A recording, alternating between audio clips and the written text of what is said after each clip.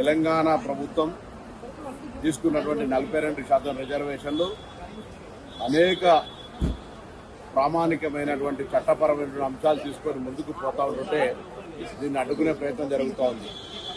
మరొకసారి విజ్ఞప్తి చేస్తున్నా పిటిషనర్లందరికీ, ఇది రాజ్యాంగబద్ధంగా ఉన్న ఎస్సీ ఎస్టీలకు కానీ ఈడబ్ల్యూఎస్ కానీ వేరే ఇతరులకు ఎవరికి నష్టం కలిగించేది కాదు. బలహీన వర్గాలకు చేయుతగా ఉండే విధంగా రేవంత్ రెడ్డి గారి నాయకత్వంలో రాహుల్ గాంధీ గారి ఆలోచన మేరకు జరుగుతున్న ఈ ప్రక్రియలో అందరూ ఆలోచన చేయండి.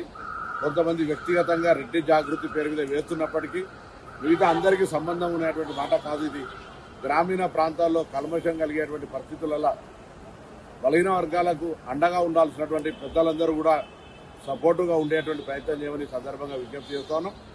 ఇది ఎవరి హక్కును గుంజుకునేది కాదు.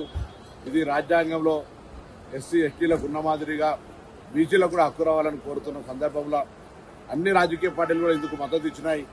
సుప్రీంకోర్టులో కానీ రేపు హైకోర్టులో కానీ ఎక్కడ న్యాయపరమైన అంశం వచ్చినా అన్ని రాజకీయ పార్టీలకు సంబంధించినటువంటి ఏకాభిప్రాయంతో జరిగిన ఈ బిల్లుకు నొసలాడినట్టుగా వాళ్ళు కూడా న్యాయస్థానాల లోపల ఇంప్లీడ్ అయి పార్టీ అభిప్రాయం కానీ ప్రజల అభిప్రాయాన్ని స్పష్టంగా చెప్పాలని అన్ని రాజకీయ పార్టీలు కూడా మరొకసారి విజ్ఞప్తి చేస్తా ఉన్నా.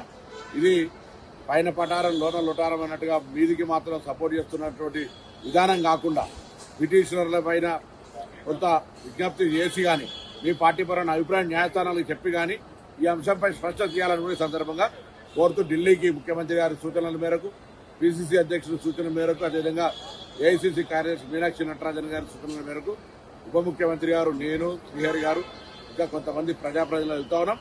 తప్పకుండా అక్కడ సీనియర్ న్యాయవాదులను కలుసుకొని బలహీన వర్గాలకు న్యాయం చేసేటువంటి అంశంకు తెలంగాణ ప్రభుత్వం పూర్తి కేబినెట్తో సహా పార్టీ మొత్తం కట్టుబడి ఉందనే మాటని సందర్భంగా తెలియజేస్తా ఉన్నాం.